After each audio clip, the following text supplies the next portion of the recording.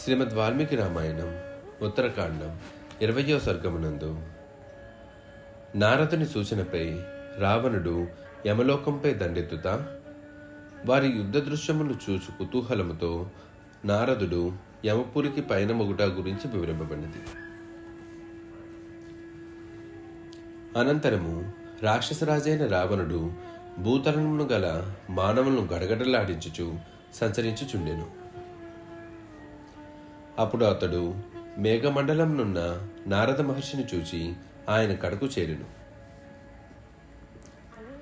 పిదప దశగ్రీవుడు ఆ మహామునికి అభివాదమును మనర్చి ఆయనతో కుశల ప్రశ్నలు గావించెను. తదుపరి అతడు, స్వామి, నీవు ఇటు ఏతెంచుటకు గల కారణమేమి అని ఆయన్ను అడిగెను. అంతటా మిగులు ప్రభావశాలి దివ్యకాంతులతో వెలుగొందుచున్నవాడు మేఘమండలమునందు ఉన్నవాడు అయిన దేవర్షియగు నారదుడు పుష్పక విమానంలో ఉన్న రావణుతో ఇట్లు పలికెను.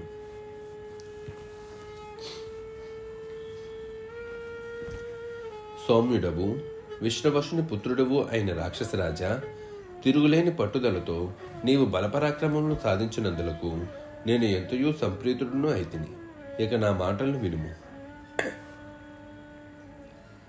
దైత్యులను దెబ్బతీయుటలో విష్ణువు చూపిన బలపరాక్రమములు గంధర్వులతో నాగులతో ఘర్షణలు ఏర్పడినప్పుడు వారిని మర్దించుచున్నప్పుడు నీవు ప్రదర్శించిన ధైర్య శౌర్య సాహసములు నాకు సమానముగా మిగుల తృప్తిని గూర్చినవి. రాక్షసోత్తమ, నీకు వినుటకు ఆసక్తి ఉన్నచో నీవు వినదగిన మాటలను కొన్నిటిని చెప్పెదను. నేను చెప్పే వచనములను ఏకాగ్రతతో వినుము. అనంతరము నీకు నచ్చినట్లు చేయుము.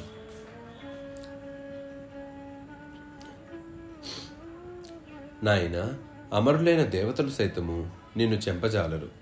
ఇక నీ ముందు మానవ మాతృలెంత? ఈ మనుష్యులు ఎప్పుడైనూ మరణించువారే. అట్టి మానవులను వధించుట వలన ప్రయోజనము ఏమి? దేవతలకును దానవులకును దైత్యులకును అట్లే యక్షులకును గంధర్వులకును రాక్షసులకును నీవు అవధ్యుడవు.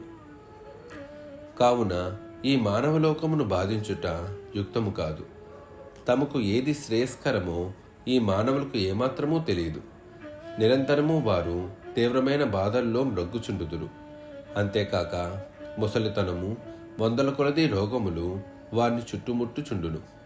అట్టి వారిని వీరుడువైన వాడు ఎవడు చంపును?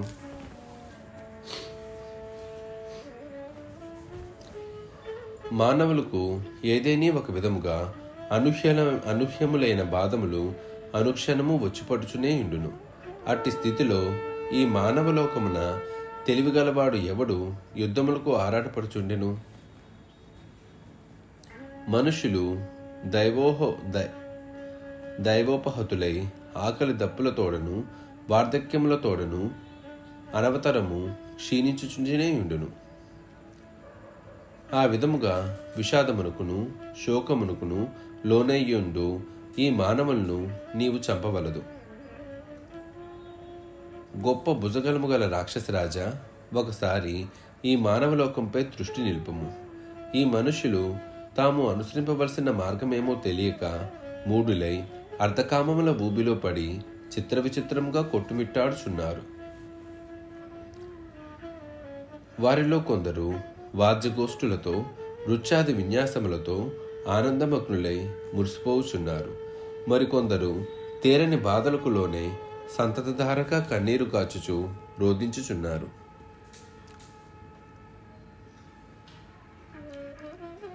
తల్లిదండ్రుల ఎడగల ప్రేమ వలనను, సంతానంపైన గల అనురాగముతోడను, భార్యపై గల మమకారముతోనూ, బంధువులపై గల ప్రీతితోనూ బంధితులై మనస్సున మోహమున మునిగి మానవులు భ్రష్టులైపోవుచున్నారు.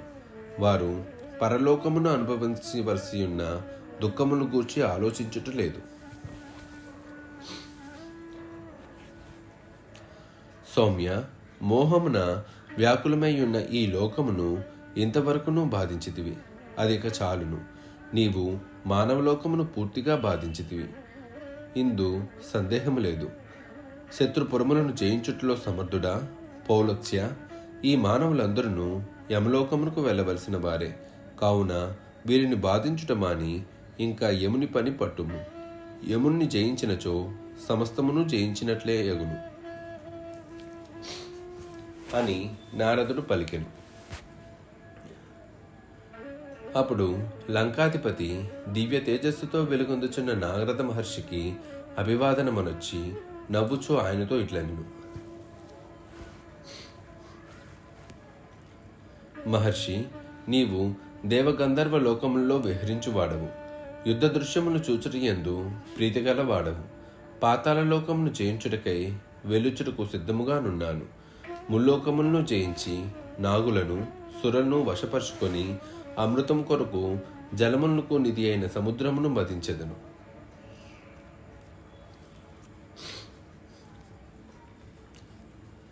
అంతటా పూజ్యుడైన నారద మహర్షి దశగ్రీవునితో ఇట్లు వచించెను. రావణ, శత్రుసూదన, నీవు ఇప్పుడు ఈ మార్గమునకు మారుగా మరొక దారిలో వెలుచున్నావేమి? నీవు వెళ్ళదలిచిన ఈ మార్గము కూడా యమపురికి చేర్చును. కానీ అది దుర్గమమైనది, కష్టసాధ్యమైనది. అనంతరము ఆ దశాననుడు శరత్కాల మేఘము వలె స్వచ్ఛమైన నవ్వును చిందించుచు, దేవర్షి, నీ సూచనను నేను అంగీకరించుచున్నాను అనుచు ఇంకనూ ఇట్లు పలికెను.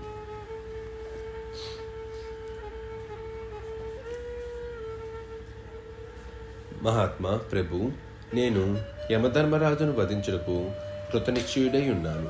అందువలన సూర్యుని కుమారుడైన ఆ ప్రభువు నివసించుచుండెడి దక్షిణ దిశకే బయలుదేరుచున్నాను. పూజ్యుడవైన భూముని, యుద్ధకాంక్షతోనున్న నేను దిక్పాలకులను నలుగురిని జయించి తీరెదను అని వీరావేశముతో ప్రతినబూని ఉంటిని. అందువలన ఆ యమపురికి ఇప్పుడే బయలుదేరుచున్నాను. ప్రాణులను యాతన పాలు చేయునట్టి ఆ యమధర్మరాజునే మృత్యుముఖమునకు చేర్చెదను. ఇట్లు పలికిన పిమ్మట దశగ్రీవుడు ఆ మహామునికి నమస్కరించెను. తదుపరి అతడు మంత్రులతో కూడి సంతోషముతో దక్షిణ దిశకు బయలుదేరును. బ్రాహ్మణోత్తముడు, మహాతేజస్వి, పగురులేని అగ్నివలే తేజరెల్లుచున్నవాడు అగు నారదుడు క్షణకాలము జ్ఞానమగ్నుడై ఇట్లు తలపోయసాగాను. యముడు ఇంద్రునితో సహా ముల్లోకముల యందలి సకల చరాచర ప్రాణులను వాటి ఆయువు తీరినంతనే తన విధులను అనుసరించుచు దండింపగలడు. అంతటి యముని ఇతడు ఎట్లు జయింపగలడు? యముడు ప్రాణులను చెడి సమస్త పుణ్య పాపకృత్యములకు సాక్షి అయిన వాడు. అతడు అగ్నివలే దివ్య తేజస్వి. ఆ మహాత్ముని అనుగ్రహం వల్లనే జీవులు చైతన్యవంతులే ప్రవర్తిల్లుచుండును. నిత్యము ఆయనకు భయపడియే ముల్లోకముల ప్రాణులను గడగడలాడుచు సంచరించుచుండును. అట్టి యముని కడకు ఈ రాక్షసరాజు స్వయంగా ఎట్లు చేరగలడు? ప్రాణుల సుకృత దుష్కృతములను తగిన ఫలములను ఇచ్చేవాడే ఆ యముడు. అతడే ఈ లోకమును కాపాడుచుండును. ముల్లోకములను జయించిన ఆ మహాత్ముని ఇతడు ఎట్లు జయింపగలడు? ఈ రావణుడు మరి యొక్క ఏదైనా ఉపాయమును ఆశ్రయించి ఆ యముని అదుపు చేయగలడు. ఈ విశేషములన్నిటినీ స్వయంగా చూచుటకు కుతూహలతో ఉన్నాను. ఆ యమునకును ఈ రాక్షసరాజుకును మధ్య జరిగిడి యుద్ధమును చూచుటకై యమపురికి వెళ్ళెదను.